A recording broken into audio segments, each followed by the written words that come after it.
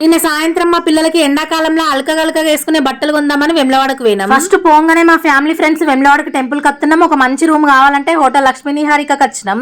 ఈ ఎండలకి ఏసీ రూమ్లు దొరుకుడు కష్టం, అందుకే 2 రోజుల ముందుగానే మాట్లాడడానికి పోమన్నారు. ఎక్కడెక్కడల్లో మన వెమ్లవాడకి వస్తారు, కానీ గంగా స్నానం అయ్యి ఇన్ని రోజులైనా మాకు పోవడానికి అయితే పందిర్తలేదు. వీలైతే ఈ 2-3 రోజులలో పోవాలి. ఆడ రూమ్ మాట్లాడినాక మళ్ళీ దిక్కు రామని మా ఫేవరెట్ కచోరీ తినడానికి పోతున్నాము. ఈ ఎండలకు భక్తుల కాలు కాలద్దు, పైన ఎండ తలగద్దని పద్దిపొచ్చమ లైన్ లో చలువ పందిలేసిర్రు.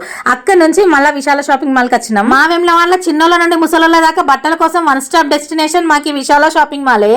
జాతరలు కడతారు జనాలు, సంవత్సరం మొత్తం ఆఫర్లే నడుతాయి. వాళ్ళు ఎంత టెంప్ట్ చేసినా మాకు అవసరం వచ్చినప్పుడు మాత్రమే మేము బట్టలు కొంటాము. ఇక్కడికి వచ్చినాక చక్కగా ఎటు చూడకుండా మా మహకి తీసుకోవడానికి వచ్చినాము. 2 గంటలు సతాయించింది, ఏది నచ్చలే అని ఏడుతుంది. ఆమె వేసుకున్న సోటి నైట్ డ్రెస్సులు తప్ప ఇంకేం వద్దంటది. ఈమెకి ఇంట్లో కూడా కంతే, ఇక పాత టీ షర్ట్లే కావాలి, దాంట్లోనే కంఫర్ట్ గా ఉంటది. అందుకే ఎప్పుడు చూసినా ఈసొంటి డ్రెస్సులలోనే మీకు కనబడుతుంది. ఆ తర్వాత మా అశ్వత్కి తీసుకుంటున్నాము. ఇప్పుడు ఈడో రకం మంకు మొదలు పెట్టిండు. బాగా రేట్లలో టీ షర్ట్లు నాకు అద్దు, కావాలంటే డాడీ నీకు లేవు కదా నువ్వు తీసుకో అని అంటాడు. ఆ చూపించే సేల్స్ మ్యాన్ 200-300 చూపెట్టు అంటాడు. అని ఒప్పియడానికి అలా డాడీ నేను అసెంబ్లీలో చర్చలు జరిపినట్టు ఎన్నో ప్లాన్లు అమలు చేసినాము. ఆ తర్వాత తీసుకున్న బట్టలకు బిల్ చేపించి ఈసారి లిఫ్ట్ లో పోకుండా మెట్లు దిగుకుంటా పోతే అదో సాటిస్ఫాక్షన్. అన్ని ఫ్లోర్లలో బట్టలు చూసుకుంటా పోవచ్చు. బట్టలు కొనకుండా మంచిదే గానీ వీటిని చూసుకుంటా పొందే నయనానందం మాటలలో చెప్పలేనిది. పిల్లలు కూర్చున్న ఈ చీరల పట్టు మహారాణి అని గెలుచుకున్న వాళ్ళకు ఇక్కడ కూర్చోబెట్టి పట్టు చీర గిఫ్ట్ ఇస్తారు. మా షాపింగ్ 9:30 దాకా అయింది, అయినా కూడా జనాలు చూసిరా ఎంత మంది ఉన్నారో.